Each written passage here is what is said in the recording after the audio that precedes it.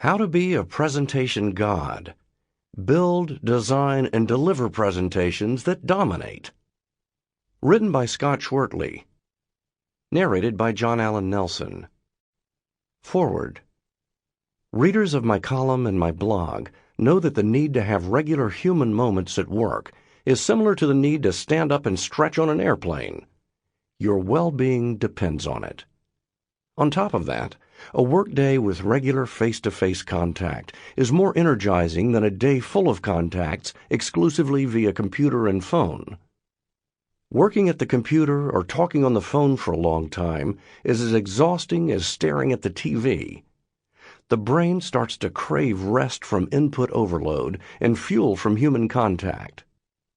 So when you're feeling tired at work, try creating a human moment for an energy boost.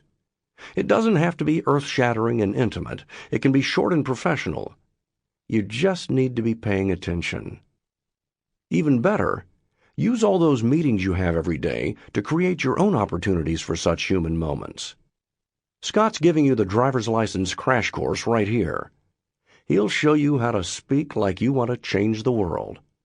He's got monsters to fight, and you get to be the hero. Use what Scott explains so well to connect with just one person in the audience. Maybe that attractive one from accounting. Just look him or her in the eye, right? That's the usual advice. But it's so hard to look someone in the eye, especially if you don't have confidence from knowing what you're doing up there. And most public speakers are not particularly naturally engaging. That's why going after just one person is a great way to test yourself, to see if you're really connected, by forcing yourself to look at one single person while you make a point. This is a way to know for sure if you are connecting with your audience when you talk. Sticking with one person for each point is painful and nearly impossible if you are not truly connecting your material to that person. But what do you do when you see you aren't connecting? Some people ignore it or trick themselves into thinking there is a connection. Think about all the deadly PowerPoint presentations you've sat through where the speaker was oblivious to boredom. Or just keep listening. Scott makes a great book out of all the time you've wasted on the bad presentations you've suffered through. Comedian Esther Koo says the best thing to do when you can tell you're not connected is to acknowledge it.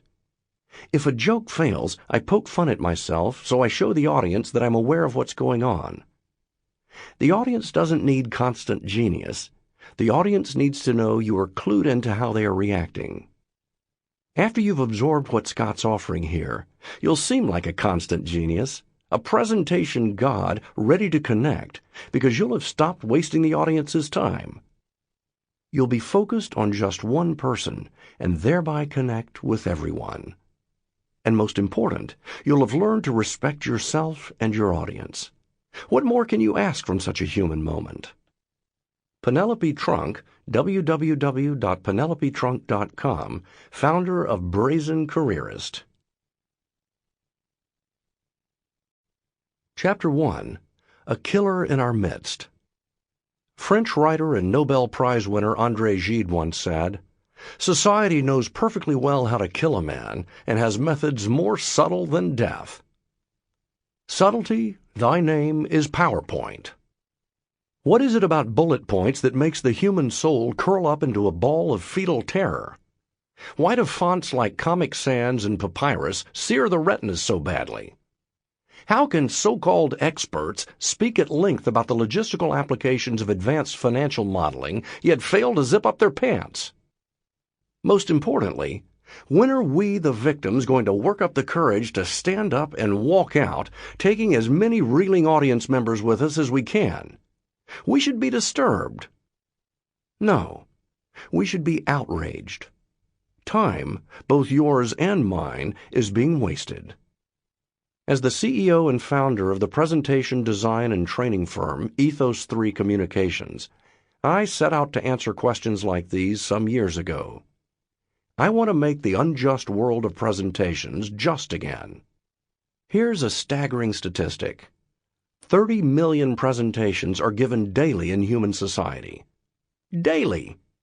With that much hot air entering the atmosphere every day, we must either cap and trade public speakers, Sample complete. Ready to continue?